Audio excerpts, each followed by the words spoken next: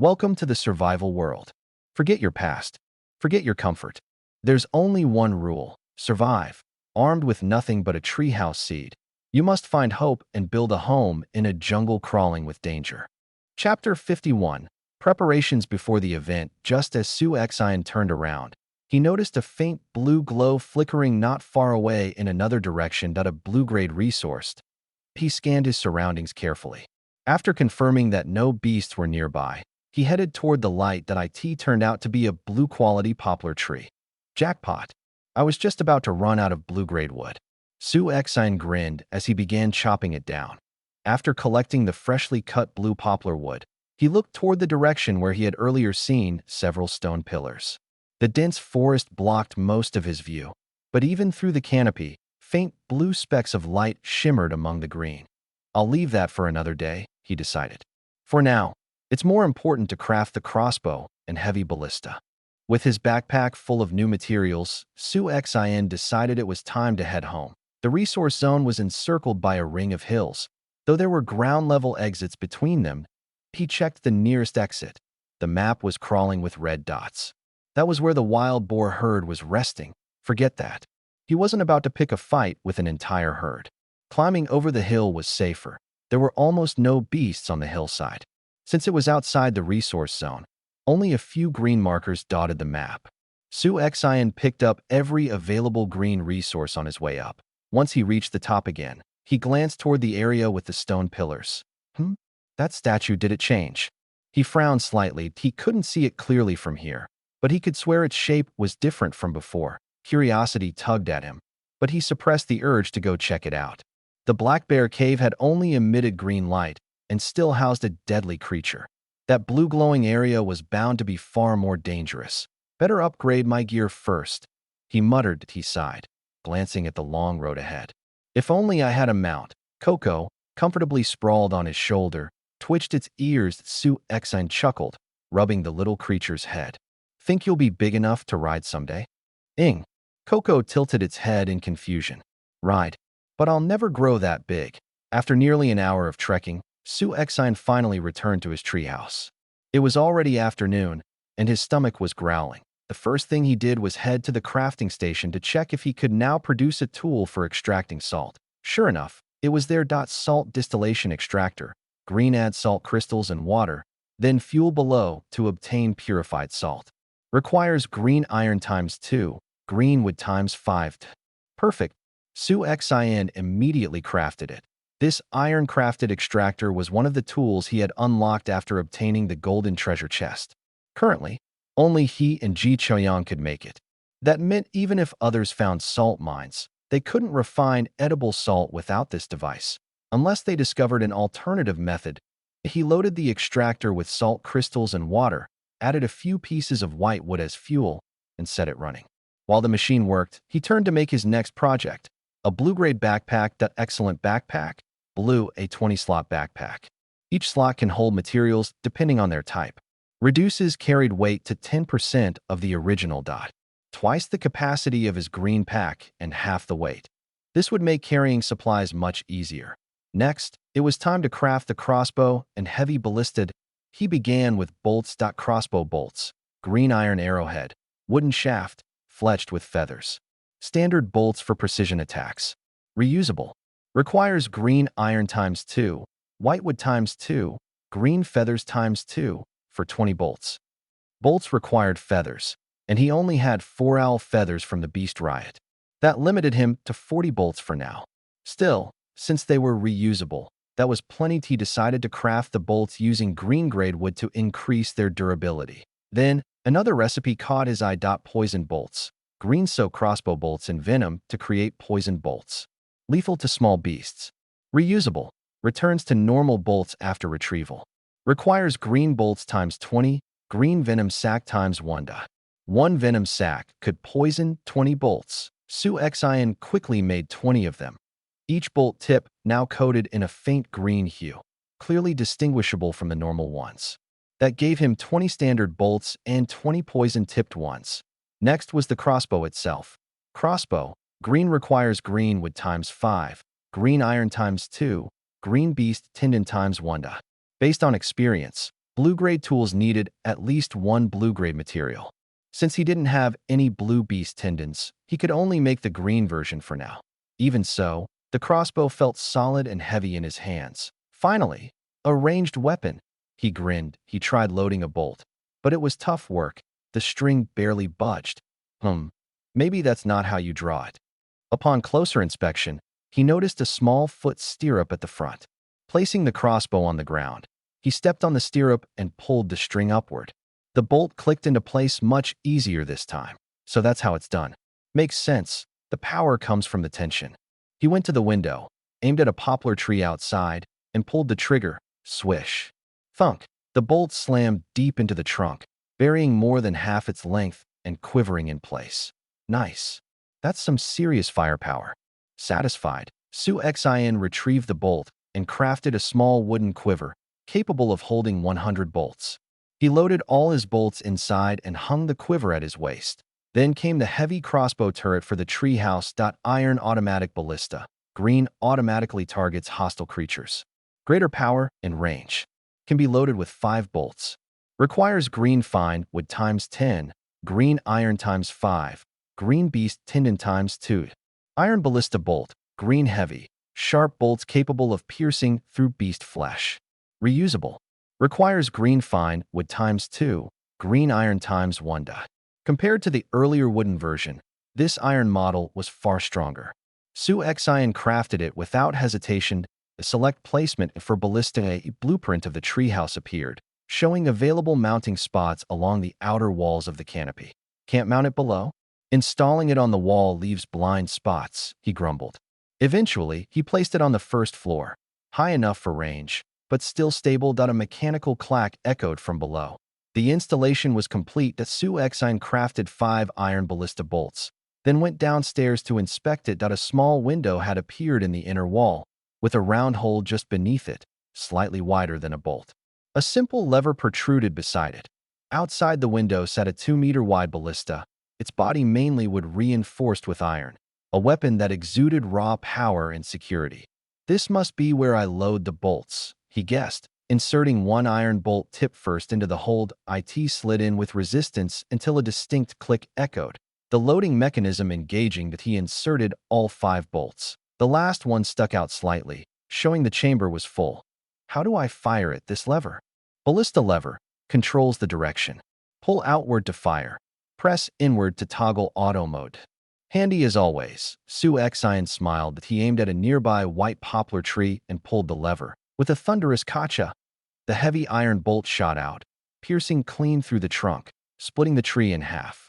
The poplar toppled over, bursting into pieces of wood. Whoa, that's power. Anything hit by that is done for. Still, the fixed angle meant its range of fire was limited. Areas below or to the sides of the treehouse were blind spots. The only solution was to craft more ballistae later. After retrieving the bolts and reloading the weapon, he left it off auto mode. No need to waste ammo on minor threats. Back on the 3rd floor, the refined salt had crystallized. Su Xin dabbed a bit on his tongue. It tasted no different from store-bought table salt. Time to eat. Ing. Coco, who'd been dozing nearby, perked up instantly. You little glutton. Su Xin handed it an apple, which it happily gnawed on. Unable to wait, Su Xin cut a small portion from his remaining bear meat. The rest he divided into 5-kilogram chunks and listed on the trading platform. It had already been over 2 days. Any longer, and it would spoiled. He hung the snake gallbladder by the window to dry, then sliced a few kilos of snake meat, mixed it with bear meat, lotus root, and mushrooms, sprinkled some fine salt, and began to roast. Before long, the sizzling of fat and the aroma of grilled meat filled the air. Even Coco stopped eating its apple. Ing. It sniffed curiously. Want some? Su Xin teased. Ing. Coco nodded eagerly. Its first time showing interest in meat. Su Xin shared some with it and took a huge bite himself. Heavenly. He closed his eyes in bliss. The salt brought out the full flavor of the meat. This was real barbecue. He couldn't imagine ever eating without salt again. Coco chewed its share happily, chirping in satisfaction. Now that I've got salt, meat, and veggies, Su Xin mused, licking his lips, I should start looking for rice, wheat, and maybe some chili peppers next. Time to upgrade from survival to fine dining. Chapter 52. The Iron Armor Trade. After eating his fill, Su Xin called Li Wenxi through video. The call connected quickly, but she wasn't in her treehouse. She answered through her wristwatch instead. "You're back? Once I'm done here, I'll head up and return your pork. I already divided the 10th we agreed on this morning." Li Wenxi's face was smudged with dirt, and she held an iron pickaxe in her hands. The dim light around her suggested she was mining in a cave. Even the pickaxe was iron now? Not surprising. She did have her own iron mine. "All right, if you want to keep more, you can trade iron ore for it." "No need, no need. I can't even finish that 10th myself." Li Wenxi shook her head, then quickly turned her camera away from her face. "Okay, I'm hanging up now. I'm filthy from mining. Can't let you see me like this." "Sure." After hanging up, Su Xian decided that, with everything ready for tomorrow's event, he might as well rest and recharge. Or, as he liked to call it, strategic laziness. He lay down on his bed, absent-mindedly petting Coco, who was dozing on his chest, while browsing the regional channel on his wristwatch. The chat was still lively. Now that the novice protection period had ended, the jungle was full of beasts again.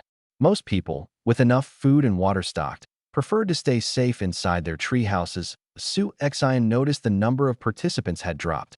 Only 6,998 people were left. Yesterday, there were still over 7,000, even after 50 were eliminated. "Hey guys, did you notice? There aren't any beasts around today. You're just realizing that now?" Ji Chaiyang already told everyone this morning to go out and gather more supplies. "What? I was out hunting all day, totally paranoid. Should have checked the channel first." The Healers Society just listed hemostatic herb on the trade platform. Go check it out. Healers Society? Sounds fancy, but it's just a group chat. Tomorrow's another event already? They only gave us 1 day to rest. Ugh, I wonder if there'll be another round of eliminations. Elimination might actually be a mercy. My first friend here ranked in the top 1,000 yesterday, got a bronze chest, but he was badly wounded in a fight with a beast. There's no way to treat that kind of injury here. His name turned gray today. Oh my god, so he just died? That's horrifying. Exactly. Don't overestimate yourselves, guys. Even the top 1,000 can die if they're gravely injured. I need to buy some hemostatic herbs. Was that guy a promo bot or something? So, besides their own group, the explorers, other teams were starting to form as well. Their group, however, had stayed quiet. Likely because not everyone had been gathered yet. Even though the leaderboard wasn't anonymous, regional chat was, so Su Xian asked anonymously. "So everyone's surroundings are beast-free today?" "Yeah, someone even reached the border and didn't see a single beast." Su Xian frowned thoughtfully. He'd gone hunting 3 kilometers away earlier, and according to his map, there truly weren't any beasts within that radius. Except, of course, for the piranhas in the lake. It did seem like today was meant as a rest day. Ji Chaoyang was probably out hunting beyond the same 3-kilometer range that AS for why dozens still died today. Likely from untreated injuries, or from people stupid enough to wander outside the safe zone. Without a way to heal major wounds, getting seriously hurt is basically a death sentence. He opened the trading platform to browse for useful materials. Just as he suspected, there were still no blue-tier resources for sale. Those were almost always traded privately, and most who could obtain them were in his group anyway. Still, there were quite a few green-tier materials he hadn't seen before. Wild celery? Edible greens? Bought. Weird edible fungi? Bought. Dandelion leaves? Sure, bought. After a small shopping spree, he hadn't found anything truly rare, but spent a few common materials to exchange for a nice stock of vegetables. Eating only meat wasn't healthy. A little green on the plate wouldn't hurt. He also noticed plenty of hemostatic herbs, listed, likely from the Healers Society. Glancing at the Explorers group chat, Su Xian found it quiet as usual. They weren't the chatty type. Just then, Li Wenxi called again. This time, she looked fresh from a shower, her hair still damp. "I'm sending back your portion now. I kept the 10th we agreed on." "Okay." Su Xian confirmed the trade, kept some meat for himself, and listed the rest for sale. "By the way," Li Wenxi asked curiously, "how come there are beasts near your place? I've circled around for ages and found nothing." Is it because of your gold chest? Hmm. My activity range is larger than most people's. Lucky you. I'd love to hunt some beasts. I can't even make a heavy crossbow without sinew. Got any to spare? I'll trade. Su Xian shook his head. Used it all. Ah, fine. She sighed. There'll be beasts in tomorrow's event. You've got iron armor, you'll manage. True. I'd like to trade some wood for your iron ore.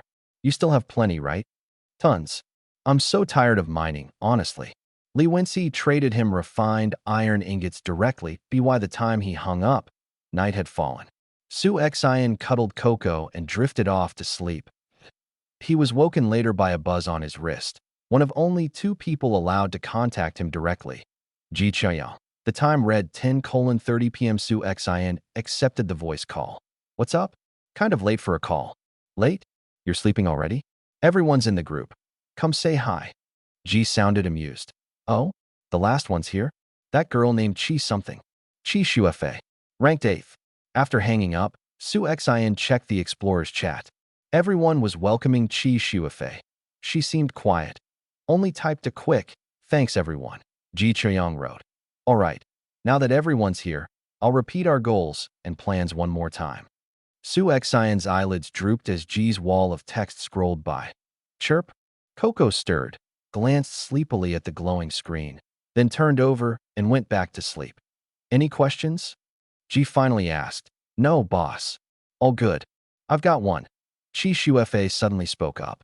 I want a set of iron armor. Who can craft it? You or Su Xian? We'd like 2 sets as well. Qin Yunlong chimed in. Got the materials? Ji asked. Iron's scarce, and I'm out. Silence. Then a private message popped up from Li Wenxi. Should I sell them some iron or? Su Xian replied. Up to you. Too much hassle. How about this? I trade you the iron, you craft the armor and sell it to them.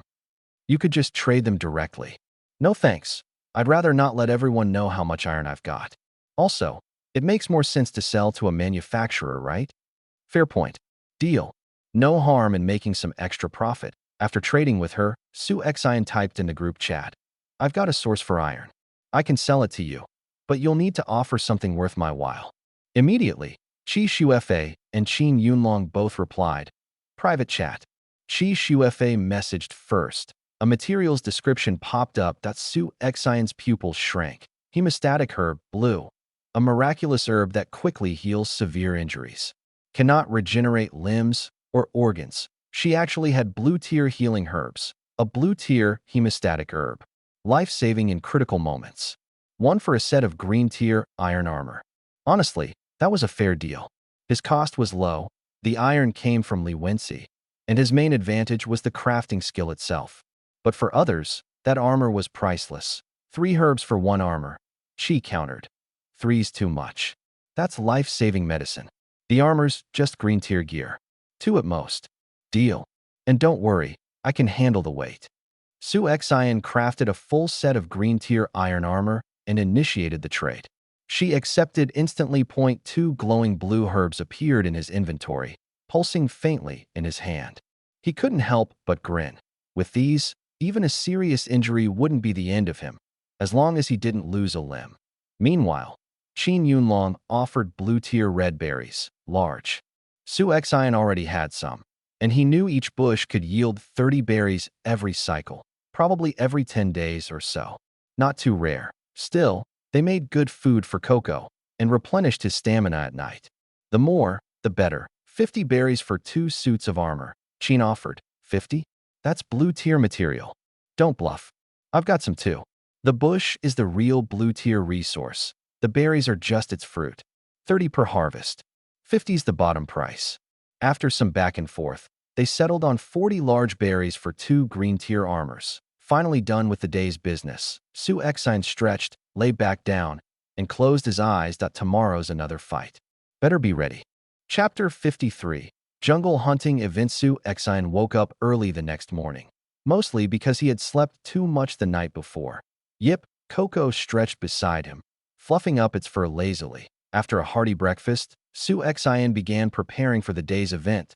He packed all his tools into his blue-tier, exquisite backpack, slung the crossbow's quiver across his back, gripped his crossbow, and fastened on his iron armor. fully equipped, ready for the hunt. Then came the announcement. Attention, survivors.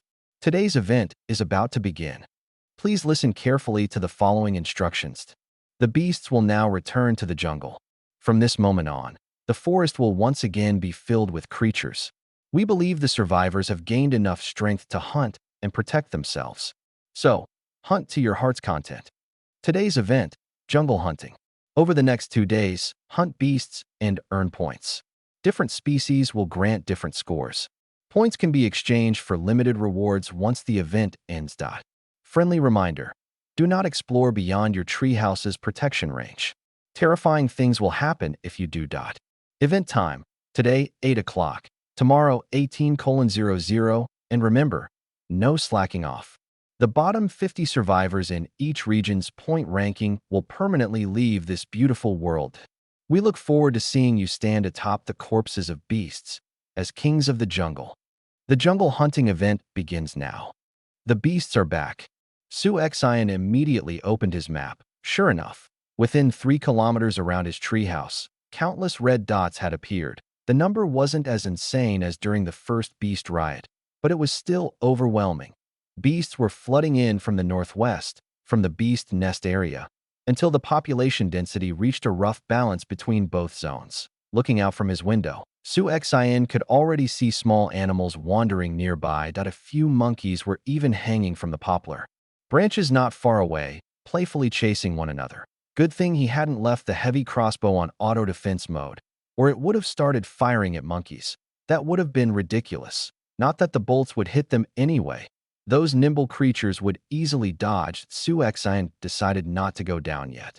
He would wait for the beasts to gather beneath his treehouse first, then use his high ground to pick them off safely. Once the nearby area was clear, then he'd head out for real hunting. Coco had already jumped up to the window, pressing its little paws on the sill to watch. It didn't seem surprised by the sight of beasts roaming outside. And why would it? Perhaps this, the wilderness teeming with life, was how the jungle was meant to be long before humans arrived. Careful, don't fall, Su-Xian reminded. Yep. Coco chirped back confidently. I still fixed outside. Falling was the least of its worries. It used to nap on tree branches. Suddenly, a massive vulture screeched past the treehouse canopy. Its enormous wingspan, nearly 5 meters wide, cast a shadow across the window. Yip, yip, yip. Coco yelped, jumping up in fright. I told you to be careful. Su-Xian quickly grabbed Coco and pulled it back into his arms, just in case. That thing was huge, he muttered in awe. Vultures were the largest birds of prey, and that one was almost record-breaking in size. If I could bring that thing down, I'd get a mountain of feathers, he joked to himself. Though he knew it was unrealistic to tee that speed, the heavy crossbow's bolt would never catch it, unless he found it while it was feeding. Maybe auto-aim mode could hit a moving target? He'd test that later. Petting Coco's fluffy head, Su-Xian turned his gaze toward the lake's center, where the giant anaconda once lurked. The last time the beasts rioted, that monster had surfaced. Its rock-like scales and abyssal eyes still haunted him. Fortunately, the serpent hadn't appeared this time. There wasn't even a red on the map near the lake, just the usual piranhas circling the waters. As long as that thing stays down there, I'm fine, he murmured. Even if the other beasts proved tough, none could breach his well-fortified treehouse. He descended to the first floor and stood beside the heavy crossbow. The distant howls of wolves echoed through the forest, mixed with other, unrecognizable roars. Come on, wolves. The more, the better. I need to pick myself a mount. Su-Xian's eyes gleamed as he watched the jungle below. Soon, the area outside his treehouse grew lively. A deer was grazing right beneath the roots. Even the monkeys up in his canopy were swinging and chattering merrily. He ignored them and focused on the shadows moving in the forest. From between the trees, a silver-gray wolf emerged. Here they come, then another, and another, within moments. Over 20 wolves stepped out of the brush. A whole pack? That's a bit much, Su-Xian muttered, wincing. His heavy crossbow only had 5 bolts loaded. Even with his handheld crossbow, taking on a pack like that was risky. And wolves weren't stupid. They'd retreat once a few were downed. He'd planned to tame one of them as a mount, not scare them all off. Scanning the pack, his gaze locked onto the largest one. its coat gleaming bright silver, muscles rippling beneath its FURT was huge, almost bear-sized, and clearly the alpha. That must be the Wolf King, Su Exine whispered, eyes lighting up. Beautiful creature. Maybe, just maybe, he could make it his mount. The wolves crept closer, circling the deer beneath his treehouse. Deer could outrun wolves in short bursts, but packs hunted by persistence, wearing prey down until it collapsed. Yet this pack was smarter. They were flanking, 20 wolves forming a coordinated circle around the deer. Clever beasts. The deer froze, ears twitching, sensing the danger far too late. Moments later, the silver wolf let out a deep, commanding howl, and the entire pack lunged. The deer's terrified cry echoed through the forest, sending flocks of birds scattering into the sky. Within seconds, the hunt was over. The ground beneath Su Exine's treehouse was splattered crimson. But the wolves didn't feast immediately. They surrounded the kill, silent and disciplined, waiting for their leader. The Wolf King stepped forward first, lowering its head to eat, the others watching vigilantly. Now's my chance. Su Exine's hand gripped the heavy crossbow's crank, eyes locked on the silver alpha below. Chapter 54. The Wolf King and the Brown Bear. Su Exine hesitated for a moment as he watched the Wolf King feasting beneath the tree. His plan was to tame the Wolf King and make it his mount. That meant his first shot had to hit the wolf. But the power of his heavy crossbow was something he'd already witnessed. It could pierce clean through a tree trunk. If he accidentally killed the Wolf King outright, his intermediate mount contract could heal injuries, but not if the creature was dead or missing a leg. The Wolf King's eating had slowed. Su Exine gritted his teeth. Whatever. I can't just sit here and watch it finish its meal and walk away. I'll strike first. If it dies, I'll just find another one. He adjusted the aim of the heavy crossbow toward the wolf's back, slightly offsetting the angle to avoid a direct fatal hit. Just as he inhaled deeply and was about to pull the lever, "Yip!" Coco suddenly cried out, tugging at Su Exine's sleeve and pointing her tiny paw toward the forest. "What is it?" Su Exine froze, lowering his hand. From the outer ring of the wolf pack came several piercing howls, long, sharp, filled with alarm. Even the Wolf King stopped chewing and raised its head. Su Exine turned his gaze in that direction and drew in a sharp breath. Hiss! From the shadows of the jungle, a colossal figure emerged, a true giant. Covered in thick brown fur, its massive frame moved with slow, deliberate steps. Each limb was like a pillar of flesh and muscle. Just one glance was enough to crush any thought of fighting it. The wolves instinctively parted, giving way to a brown bear. The largest carnivore on land, an adult male brown bear, had no natural enemies in the forest, apart from humans. It was the undisputed ruler of the wild, the apex predator. Su Exine hadn't expected the wolves' feast to attract this tyrant of the jungle. Even he, after seeing the monsters that roamed beneath the earth, felt a chill. Those things had been kilometers away. This one was barely 50 meters. This beast easily weighed over 1,000 kilos, maybe more. The black bear Su Exine had killed earlier would look like a newborn cub beside it. On Earth, the largest land carnivore, the Kodiak brown bear, could reach over 1,100 kilograms. This one, Su Exine thought grimly, was definitely no smaller, maybe even bigger. Would his heavy crossbow bolt even penetrate that hide, or just get swatted aside? He didn't dare make a sound. He knew brown bears could climb trees, and fast. His heavy crossbow, fixed to the outer wall, couldn't aim in every direction, especially not toward the trunk below. The firing range doesn't cover the area right under the treehouse, Su Exine muttered, annoyed by the limitation. Luckily, both the bear and the wolves were still within range. Let's just watch for now. Wolf King, please don't do anything stupid. You're no match for that thing. And if you die, who's going to be my mount? He whispered under his breath. Even with their numbers, wolves rarely stood a chance against a bear. Bears stealing kills, or just toying with wolves, was common even on Earth. The brown bear lumbered up to the carcass, completely ignoring the Wolf King's growls. The Wolf King bared its fangs, snarling low. As leader, it had to defend the pack's hunt, even if the intruder was the forest's overlord. But the bear didn't care. It simply grabbed the carcass with its jaws and began to eat. Perhaps feeling its dominance challenged, the Wolf King lunged. It snapped and clawed at the bear, trying to drive it away. The bear, however, barely paid attention. It tugged at the deer's body while lazily batting at the Wolf King, like a bored cat playing with a toy. "Don't. Are you insane?" Su Xian hissed from above. The gap between the two was enormous, like a 40-kilogram kid fighting a 200-kilogram bodybuilder. Even if the entire wolf pack attacked together, one casual swipe from that bear could send them all flying. Yep. Coco was perched by the window, watching the fight with bright, fascinated eyes. Su Xian recognized the scene all too well. During the beast riot, a black bear had fought wolves under his treehouse too, but that had been just a black bear. This was something else entirely. The Wolf King and the brown bear wrestled over the carcass, while the rest of the wolves had already retreated, unwilling to challenge the behemoth. The Wolf King attacked again and again, trying to reclaim the prey. But the bear's power and skill dwarfed its opponents. It anticipated every move, rolling over the deer's corpse just to tease the wolf. Its thick fur and seemingly amused grin gave the massive creature an almost adorable appearance. Su Xian couldn't help chuckling. Actually, this might not be bad at all. If the Wolf King was gravely injured in the fight, the pack would surely abandon it and choose a new leader. The bear, satisfied with its meal, wouldn't bother finishing the wolf off.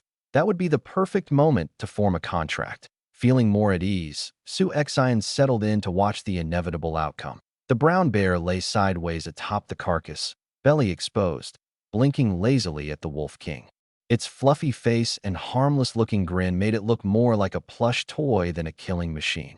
As expected, predators love toying with the weak, Su Xian murmured. The Wolf King, realizing brute force wasn't enough, began circling, searching for an opening. Then, with a low growl, it pounced, faster than lightning. But the brown bear suddenly reared up on its hind legs and brought its paw crashing down on the Wolf King's neck. That a scream rang through the forest. The Wolf King was sent flying, crashing to the ground a few meters away.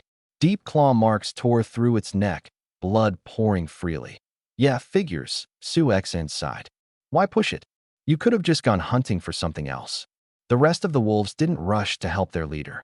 Instead, they slinked back even farther, cowed by fear. The brown bear ignored its fallen opponent and continued feasting. Su Xian turned his gaze toward the wounded Wolf King. The once proud beast lay in the dirt, its silver-gray fur matted with blood, body trembling from the pain. That it struggled to its feet, but didn't approach the bear again. Instead, it limped toward a poplar tree and collapsed beneath it. As Su Xian expected, the rest of the pack fled, leaving their defeated leader behind. The Wolf King's body quivered violently. Abandoned, bleeding, it would likely die here alone. Then, footsteps approached. The Wolf King used the last of its strength to lift its head. That a man stood before it, smiling gently. "Do you want to live?" Su Xian asked softly. "Then form a contract with me." Chapter 55. Contracting. The Wolf King. Su Xian stood on the treehouse platform, staring down at the brown bear still feasting below, his expression tense. Can the heavy crossbow even hurt that thing seriously? If it couldn't, and that monster decided to climb up here in a rage, he'd be dead before he knew it. He glanced at the fallen Wolf King lying beneath the tree. No matter what, he had to secure this perfect mount first, before it bled out. Opening the map, he noticed that the bear's presence had cleared out all other beasts nearby. Apart from the bright red dot marking the brown bear and the faint red glow of the Wolf King, the area was empty. "Coco, stay up here. It's dangerous with that bear around." "Yep." Coco nodded her tiny head and kept peering out the window. Eyes full of curiosity, Su Xian removed his iron armor, quietly climbed down the far side of the treehouse, and crept through the undergrowth toward the injured Wolf King. Up close, the creature's power was overwhelming. Its strong, sleek frame, shining silver-gray fur, and defiant golden eyes all screamed of pride and strength. Even now, weakened and bleeding, it bared its sharp fangs at him. This was the perfect mount. That it hadn't lost to the brown bear because it was weak, but because its opponent was too strong. The forest's true ruler wasn't something a lone wolf could challenge. Still, Su Xian could tell. At full strength, this wolf could easily take on black bears, wild boars, even smaller tigers like the South China tiger. He took out a shimmering contract card, crouched beside the fallen beast, and spoke softly. Do you want to live? Then form a contract with me. The Wolf King's bared fangs slowly lowered. Its fierce eyes softened with helplessness. Whine. Maybe it was the contract card's influence, but the silver wolf no longer growled. Instead, it whimpered faintly, looking up at him as if pleading for help. Su Exine didn't waste a second. He crushed the card in his hand. Blue fragments of light floated outward, wrapping around the injured wolf. Before his eyes, the glowing fragments began to heal its wounds rapidly. In less than 10 seconds, the deep claw marks on its neck had vanished completely, new fur already growing over the spot. Strength returned to the Wolf King's limbs. It pushed itself up, then affectionately rubbed its head against Su Exine, letting out a soft, dog-like, woo sound. Contract successful. Mount acquired. Jungle Gray Wolf King. Success. Su Exine clenched his fists, grinning wide. He stroked the wolf's head. From today on, you're my mount. With that silver gray coat, and since you were once a king, I'll call you Silver King. The wolf stuck out its tongue and licked his hand. You have subdued the Jungle Gray Wolf King. Gained 50 points. A mysterious voice echoed in his ears, making him blink in surprise. Forming a contract also counts as a hunting reward. He glanced at the map again. The Wolf King's red had turned green. So the green dots mark allies, huh? Then why hasn't Coco ever shown up on the map? Is it because there's no formal contract? When he looked back toward the bear, his expression froze. The brown bear was gone, along with the deer carcass. A long trail of blood led off into the trees. Damn. Missed my chance. That was my only window to strike while it was in range. He sighed, feeling a pang of regret. The points from killing that forest overlord would have been enormous. Still, even if he'd fired, there was no guarantee the bolt could have pierced its hide. And if it didn't, the bear would have torn him apart. Forget it, he muttered. That bear indirectly helped me get this amazing mount. I'll call it even. Beside him, Silver King bared its fangs and growled low at the bloodstains on the ground. The memory of the battle still burned fiercely in its eyes. All right, calm down.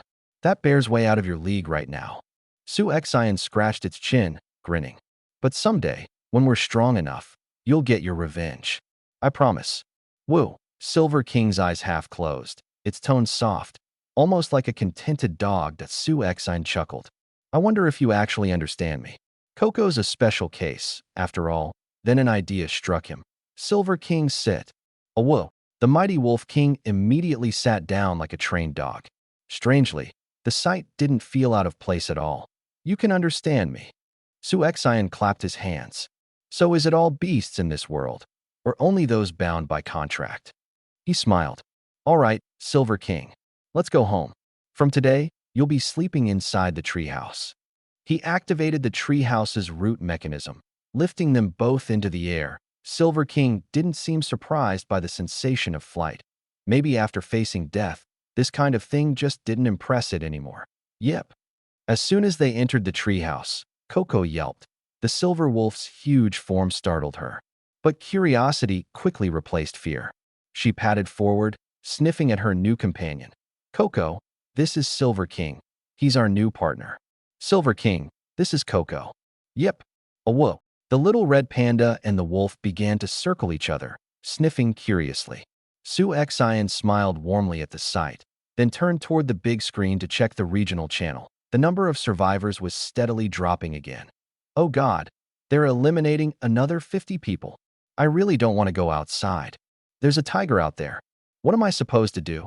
Stab it with my stone spear and hope it's impressed. Stone spear? Lucky you. I only have a stick. I can't even craft a weapon station without iron ore. Dude, check the trading platform. The big shots Su Exine and Ji Chuyang's group, explorers, are already selling weapons. Anything of green quality or higher can be traded. No way. For real. I'm checking right now. Didn't Ji Chuyang just announce it in the regional chat? You people don't even read the channel messages. Explorers are selling weapons now. Su Exine quickly opened the trading platform. And sure enough, several members of the organization were listing all kinds of standard weapons for sale, priced roughly at double the resource cost. That a few other survivors had started copying them, putting up their own weapons at similar prices. Standard weapons only required a weapon and armor crafting table to make. Still tricky, but doable for the better-equipped players. That Su Xin opened the Explorers group chat and saw Ji Chaoyang's earlier message. Everyone, the jungle hunting event has started. Many players are still using basic sticks and clubs. We should list standard weapons for sale. Double the cost is a fair price. Also, blue-quality food attracts beasts. If you've got the skill for it, use that to lure and hunt them. And don't worry, food in your backpack won't draw attention. Chapter 56. The hunt begins. Su Xin didn't pay much attention to Ji Chaoyang's first message, but the second one made his eyes light up. Right, I almost forgot. Coco was attracted back then by that red berry. Big attraction tucked in my pocket. Of course, wild beasts would be drawn to these blue-grade fruits as well. He thought for a moment, then decided to share a bit of information in the group chat. Blue-grade fruits don't attract beasts before you pick them. Only after we, the survivors, harvest them do they gain quality and allure. So don't worry about wild animals eating them off the trees. But be careful. Once you pick a blue-grade fruit in the wild, put it into your backpack immediately. Otherwise, you'll likely attract dangerous beasts nearby. You can also tell if a fruit is blue-grade by watching how nearby animals react to it. Ji Chaoyang popped up again. Didn't know that. But your message reminded me of something else. Beast corpses must be processed using the Treehouse-made butcher's knife. I tried cutting one myself yesterday, and the meat and hide ended up completely normal. No grade at all. The hides can't be used to craft backpacks or armor, and the meat can't be listed on the trading platform. The meat's edible, but the hides are just regular animal skin. You can make a crude pack, but it won't have the weight reduction or storage bonus of a treehouse backpack. So don't skip using the butcher's knife just to save resources. Anything you cut yourself will be useless. Oh, Su Xin narrowed his eyes, thinking he recalled the description of his blue-grade butcher's knife. Butcher's knife. Blue, a finely crafted knife that can quickly dissect beast carcasses. Has a chance to yield blue-grade or lower materials. So that was it. The chance of obtaining blue materials came from the knife itself, not from the beast. That also explained why the 200-kilogram wild boar he killed yielded no blue drops. Yet a poisonous snake he stomped to death did. The type of beast determined what kind of material dropped, but the grade of the material depended on the knife's level. Stronger beasts probably had higher odds of dropping rare materials. But the fundamental factor was still the tool. Just like how red berries didn't attract beasts until picked, these grades weren't natural.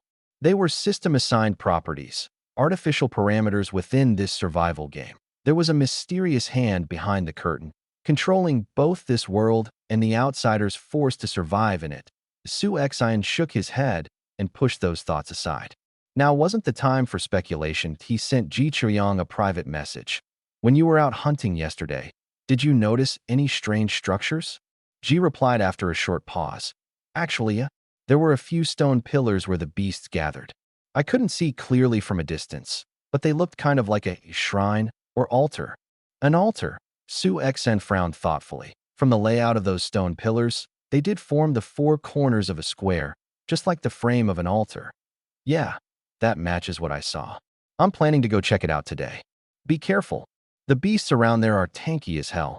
Not something we can handle right now. Got it. After ending the voice chat, Su Xin turned around. Yin Wang and Coco had already bonded. The silver wolf lay on the floor, while the little panda was sprawled across its neck, paws buried in thick fur, snuggling contentedly. All right, you two. We're heading out to hunt. He opened his map.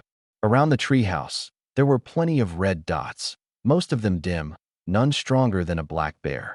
The previous wolf pack had already moved far away.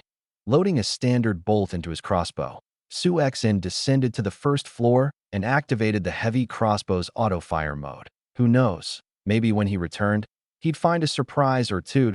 Then he called down Yin Wang and Coco, and they set off. That it was his first time riding a wolf, and excitement bubbled in his chest, sensing his intent. The silver wolf crouched low on its own. Well-behaved, aren't you? Su Xin grinned, patting its head before swinging himself onto its back. Once he was seated, Yin Wang rose to his feet. Su Xin squeezed his legs around the wolf's sides, gripping its fur tightly, a bit tense. He'd ridden horses before, on the grasslands of Inner Mongolia. an entertainment stable ride that had nearly exhausted his arms. In a way, he could just casually handle this beast the same way. Coco scrambled up onto his shoulder, chittering excitedly. In Wang took a few steps, and Su Xian was stunned. Even without a saddle, he felt completely balanced, like they were one being. He didn't even need to hold on. There was no risk of falling off. It had to be a perk of their contract bond. Convenient, indeed. In Wang. That way? Su Xian pointed towards several dim red dots on the map. He wanted to test his new poison bolts. The silver wolf howled and sprinted off in the indicated direction. Whoa! Ha ha ha!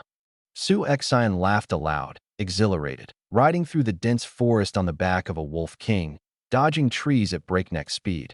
It was both terrifying and thrilling. Yip yip! Coco cried out from his shoulder, clearly thrilled by the rush of wind. Stop!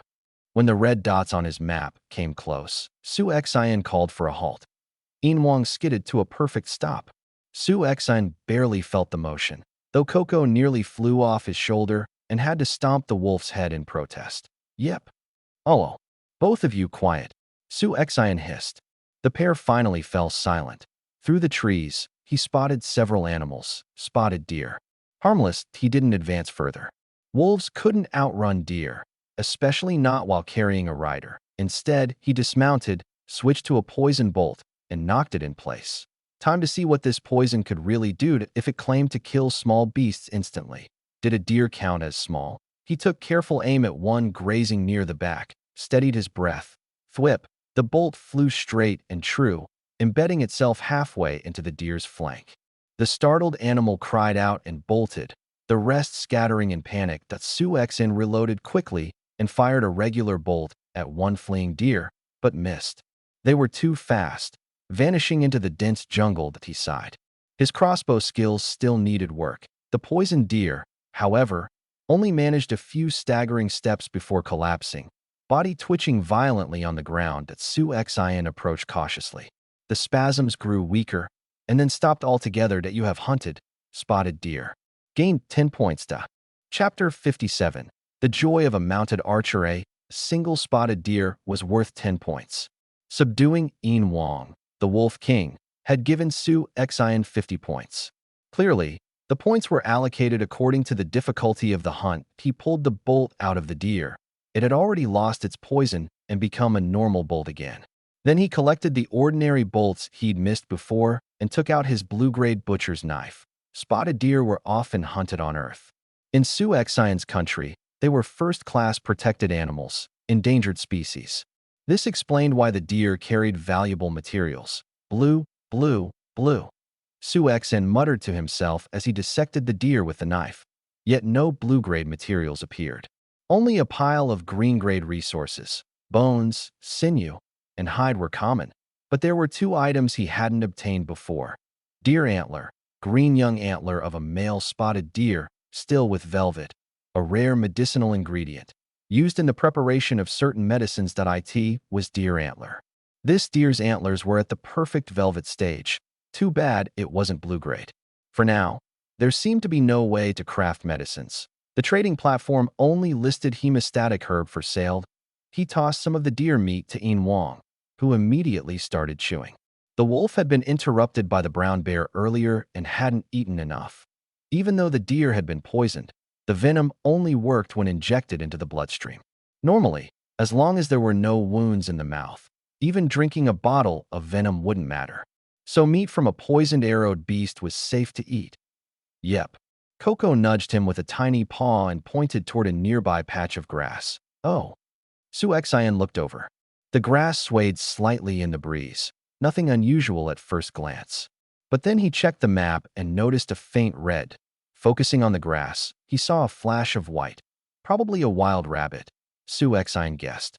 He licked his lips, loaded a normal bolt into his crossbow, and fired. A pitiful squeal came from the grass, then silence. Hunted, wild rabbit.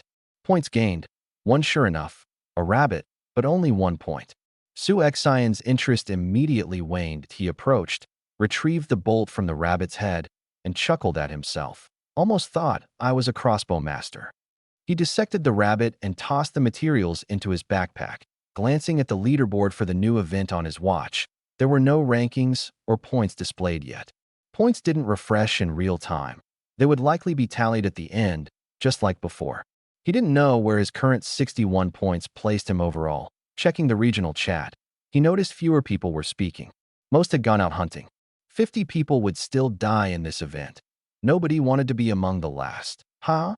Just went out and chopped a snake with a stone sword. Poisonous. Got 5 points. A toad gives only 0.5 points. Seriously? Toads have points? Is it safe down there? If even toads give points, I might go down and get some too. Safe or not, we all have to go eventually. Staying in the treehouse is basically asking to die. That snake gave me some sinew. I'm going to make a bow and brag a bit. See ya. I'm off hunting. Judging from the steadily decreasing number of people in the chat, it was clear how dangerous the outside world had become. Many unlucky survivors, like Su Xian, had wolves and a brown bear near their treehouse right at the start. Seems like large carnivores give more points, Su Xian mused. I wonder if they can be attracted by blue-grade fruits. From his backpack, he pulled out a red berry, large. Coco and Yin Wang both turned their heads, watching the berry in his hand. Yep. Coco realized Su Xian hadn't given any high-grade fruit yet, and immediately demanded one. Su Xian stuffed a berry into Coco's mouth, then held out another. Yin Wang, want some? Sit if you want it. Oh, the wolf sat immediately, obedient like a big dog. Su Xian tossed the berry to him. Yin Wang's mouth swallowed it in one bite. The wolf's expression was almost identical to Coco's, cute and satisfied. This fruit could indeed attract carnivorous beasts. All right, time to get serious. With his mount secured, crossbow ready, and blue-grade food validated as a lure, Su Xian was ready to wreak havoc. He stuffed a few oranges into his armor, becoming, in effect, a mobile beast attractor. He mounted Yin Wang again and pointed toward the densest cluster of red dots. Go. The wolf let out a mighty howl and sprinted. Small animals scattered, rabbits, foxes, birds taking flight. But Su Xian aimed at a rabbit frozen in place. Mesmerized by the fruit on him, the bolt flew and struck true. Hunted. Wild rabbit. Points gained. One. He didn't stop Yin Wang. Reaching out, he grabbed the rabbit and tossed it into his backpack, leaving detailed processing for later. But on his wolf back, Su Xian reloaded the crossbow. Drawing by hand was tougher than using a foot pedal, but with his strength, it was manageable. Another bolt flew. Hunted. Wild fox. Points gained. 3. He repeated the process, tossing the fox into his backpack. Oh yeah. He felt elated. Thanks to the contract, he could ride and shoot freely without fear of falling, like a true mounted archer. Coco, however, was scared and clung tightly to Yin Wang's neck fur for safety. Hunted. Wild rabbit. Points gained. 1. Hunted. Badger. Points gained. 3. Hunted. Wildcat. Points gained. 3. Hunted. Chipmunk. Points gained. 1. Small beasts were drawn to him by the blue-grade fruits. Su Xian captured all that came his way. Soon, though, he lost interest. Even with the thrill and control, the points were trivial compared to subduing Yin Wang. He ordered Yin Wang to stop and dissected the small prey. Only green hides appeared. No sinew, no blue-grade materials. Just as I thought. Small animals aren't worth much, he muttered. Looking at the map, he saw the northwest area, where he had explored yesterday. The beasts there were fewer, but stronger creatures, like wild boars, were more abundant. A perfect chance to check out that strange structure. Su Xian rode Yin Wang back to the treehouse in minutes, storing the freshly hunted meat and uploading items to the trading platform. He crafted a green-grade leather armor from the hides and bones. It lacked a set bonus but still offered protection against claws and bites. And, importantly, made no noise. There would be powerful beasts near that odd structure. Su Xian decided on a stealth approach, planning to use poison bolts from a distance if necessary. He removed his armor, storing it in his backpack, and secured the blue-grade fruits inside. Descending the treehouse once more, he mounted Yin Wang. Coco chose not to climb onto his shoulder, curling up on the wolf's neck instead. Let's go see what that strange building really is. Chapter 58. 3-on-3 battle. Yin Wang's speed was incredible. As the strongest wolf in the pack, even carrying a person through the forest, he could still reach speeds of 40 to 50 kilometers per hour. The forest scenery blurred past Su Xin on both sides. He ignored the small animals entirely, heading straight for the resource area. The treehouse was no more than 4 kilometers from the salt mine cave he had explored before. Wang crossed a distance Su Xian had taken nearly an hour to traverse in just 5 minutes. This is too comfortable. 5 minutes? I can basically go back and forth as I please, Su Xian said, rubbing his cheeks, tousled by the wind, struggling to contain his excitement. On the map, Su Xian could already see the red dots marking the wild boar habitat. There were far fewer than the day before, just 3 black-haired wild boars lingering at the edge of the area. Let's grab these points first. Su Xian drew his stone spear, gripping it tightly. Riding atop the massive and imposing Wang, he felt like Lu Bu riding the red hare.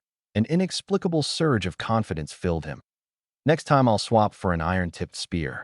Holding this stone spear feels so primitive, he thought. While powerful, it looked somewhat awkward compared to what he could craft now. From a distance, Su Xian could see the 3 remaining wild boars grazing at the sparse edge of the forest. Wang, let's go. Don't let them notice us. Coco, stay quiet too. Awo. Wang replied softly, then stealthily approached the boars. His steps became lighter, yet his speed remained undiminished. Each leap spanned 3 to 4 meters, closing the distance rapidly. Within seconds, they were nearly upon the boars. Wang suddenly accelerated toward a black-haired boar, its head lowered, sniffing the ground. The boar sensed danger too late. Just as it lifted its head, a gleaming spearhead shot toward its forehead. Poochie. The spear, propelled by Wang's momentum, pierced the boar's skull with ease. Its thick head resisted slightly, but the spear penetrated cleanly, striking its brain that a wail of anguish echoed before the boar's eyes closed forever. Wang didn't stop. He charged toward the second boar. Su Xian, gripping the spear, pulled it free from the first boar's skull. The remaining 2 boars reacted differently. One let out an angry grunt and charged, while the other, seemingly terrified, turned and fled. Not a single one gets away. Su Xian fired his crossbow at the fleeing boar. The bolt didn't hit the torso but struck the hind leg. The boar stumbled and fell, unable to escape. Wang easily dodged the boar's desperate charge. Though ordinary wolves might struggle against wild boars, Wang's weight, over 200 kilograms, made him more than capable of handling these headstrong creatures. Yep. Coco suddenly leapt from Wang's back, sprinting toward the injured boar. Coco. Su Xian shouted, worried. He had brought Coco along to spot things he might miss, not to fight. The boar, recovering and charging at him, left Su Xian no choice. He thrust the stone spear toward its charging body. Wang dodged skillfully, and Su Xian's spear cut a deep gash across the boar's side, missing the head. Glancing at Coco, Su Xian saw the small creature clinging to the boar's back, claws digging into its hide, biting its ear. Just like the last hunt, Coco distracted the boar, making it thrash in place. Wang, attack. Su Xian finally commanded. He hadn't wanted Wang's strike to interfere with his spear. He dismounted to engage the injured boar alongside his wolf. The boar, eyes red with fury, charged. Its distance was too short to gain much speed, and Wang caught its face with a swift paw. The wolf dodged the boar's headbutt, sinking his teeth into the neck, using his weight to pin it down. The boar screamed like a slaughtered animal, struggling futilely against the approaching spear. Poochie. Blood splattered as Su Xian thrust the spear into its skull, ending its life. With one boar down, Su Xian immediately mounted Wang and rushed to Coco. The boar pinned by Coco thrashed wildly, trying to shake her off. Coco nimbly dodged, hopping around, scratching it intermittently. Though the blows caused little damage, they left the injured boar panicked and immobilized. Coco, move. Su Xian shouted. He charged on Wang, spear aimed at the boar. Coco leapt out of the way just in time. Wang barreled forward. Su Xian drove the spear into the boar's back leg. The injured boar shrieked, unable to escape. He didn't relish harming animals, but with a precise thrust to the head, the boar's life ended swiftly. All 3 boars lay defeated beneath his spear at a notification chimed belatedly. Hunted. 3 wild boars. Points gained. 120 each boar was worth 40 points. 10 less than subduing Yin Wang, but the points reflected their strength. Yet he had triumphed 3-on-3 without injury. Well, with Yin Wang and Coco's help. Without them, he wouldn't have stood a chance. Exhilarated from the intense battle, Su Xian relaxed, flopping onto Yin Wang's back. The soft fur was irresistibly comfortable. He even considered taking a nap atop the wolf. Yip. Coco stood, tilting her head. Su Xian, still lying on Yin Wang, playfully rubbed Coco's head. Good job, but don't do this again. You're too small. One hit from a boar, and you'd be done for. Yip. Coco protested, gesturing toward the fallen boars. All right, you're brave, but no more reckless behavior. After a moment of rest on the wolf, Su Xian straightened up. No slacking. First, let's process these 3 boars. He drew his butcher's knife. The 3 boars were quickly dissected. Indeed, stronger beasts have a higher chance of yielding quality materials. Su Xian murmured, inspecting the blue-grade items in his hands. Wild boar tendon, blue high-grade beast tendon, used to craft superior weapons. Each weapon requires 1 tendon, a high-grade beast tendon. Finally, a rare material. Chapter 59. The mysterious altar. Su Xian decided to use the beast tendon to craft a blue-grade heavy crossbow. After all, his treehouse only had 1 crossbow, leaving multiple directions unprotected, but the pile of boar meat. Su Xian felt a headache coming on. 3 boars, totaling nearly 600 kilograms of meat. Even packed into his blue-grade backpack, it still weighed around 60 kilograms. His body could handle the weight, but in a forest teeming with dangerous beasts, such a burden would seriously limit his mobility. Adding this much weight would also overstrain Yin Wang. There was no way to use the previous method. Li Wenci could not possibly be at the treehouse now. Forget it. He'd leave the meat here. Though it might be eaten by wild animals, it didn't matter. The meat wasn't particularly valuable anyway. Su Xian swung onto Yin Wang's back, with Coco climbing up as well. He studied the map. Around the location of the blue glowing structure, several bright red dots flickered. Though not as bright as the brown bear he had encountered before, they stood out more than the wild boars or even Yin Wang. Could it be a tiger? Su Xian wondered. Last time he had seen a tiger here, that orange and yellow giant had made him sweat nervously.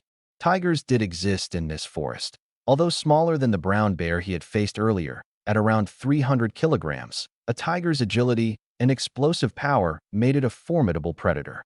Even Yin Wang, weighing 300 to 400 kilograms, would struggle against it. Tigers and brown bears were both top predators in the forest, and they generally avoided each other. Knowing the other was not easy to deal with, Su Xian had no plans to confront a tiger now. Of course, an ordinary tiger would not be a match for the massive brown bear he had seen earlier. On Earth, the subspecies of bears living alongside tigers typically weighed only 300 to 400 kilograms, keeping the balance. That previous giant, weighing over a ton, was the undisputed forest overlord. But Su Xian suspected the tigers here were far from ordinary. That he needed to navigate around the red dots. Cats typically hunt by stalking before bursting into attack. If he kept his distance, they wouldn't pursue. Yin Wang, head in that direction. No need to rush, take it slow. Su Xian instructed, and Yin Wang responded with a soft howl. Advancing leisurely, Su Xian didn't dare take out the blue-grade resources. Attracting a tiger would be disastrous. Small animals occasionally darted past. Without the lure of the blue-grade items, they didn't approach him, and the decreased accuracy of his crossbow allowed him to practice shooting at moving targets. Whoosh! An arrow struck a rabbit leaping from the grass. Hunted wild rabbit. Points gained. Su Xian dismounted, removed the bolt, and placed the rabbit in his backpack after dissection. It was his 10th arrow, only 3 hits. The hit rate was low, but Su Xian was satisfied. He wasn't a professional crossbowman. Hitting moving targets this often was impressive. Keeping an eye on the map, Su Xian guided Yin Wang through the bright red dots, approaching the blue glowing stone pillars. From this distance, he could make out the carvings atop the pillars. What? Beast statues. Yin Wang, speed up, we're heading to the pillars. Oh, Yin Wang responded and accelerated instantly. In just a few tens of seconds, they burst through the forest, and the structure fully revealed itself. Of course, it's an altar.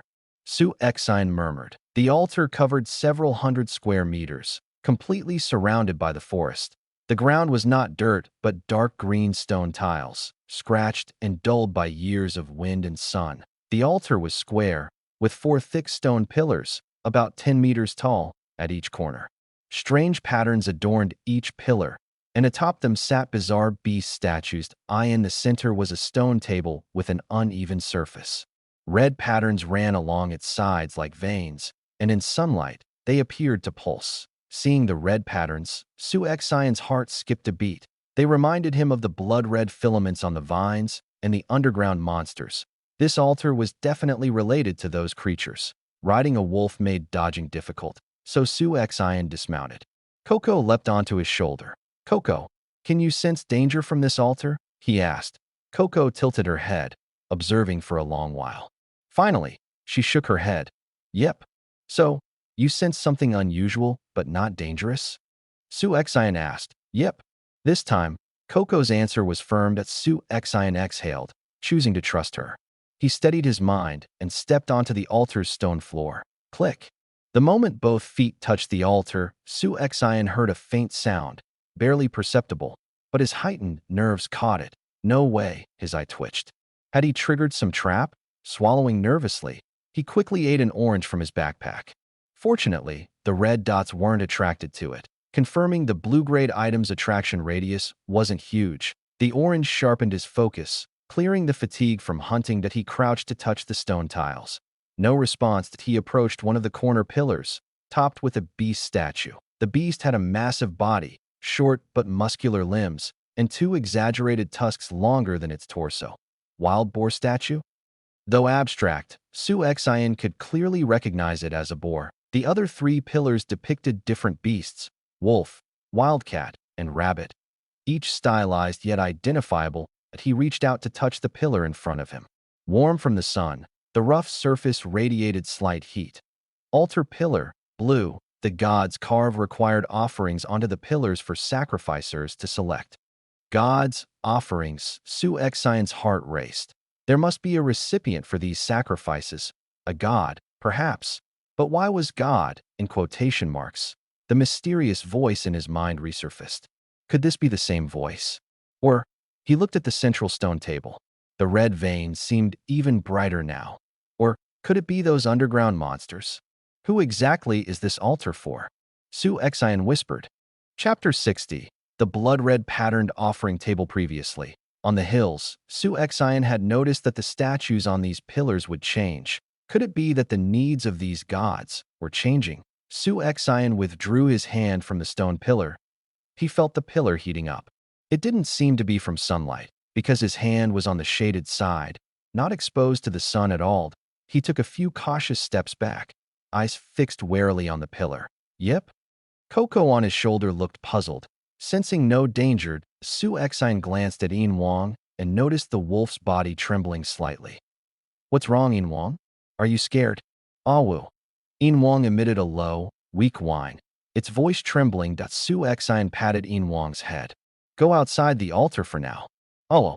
Receiving the command, Yin Wang let out a howl and leapt 3 or 4 meters, landing outside the altar. The wolf's intense reaction made Su Xian feel a shiver run down his spine.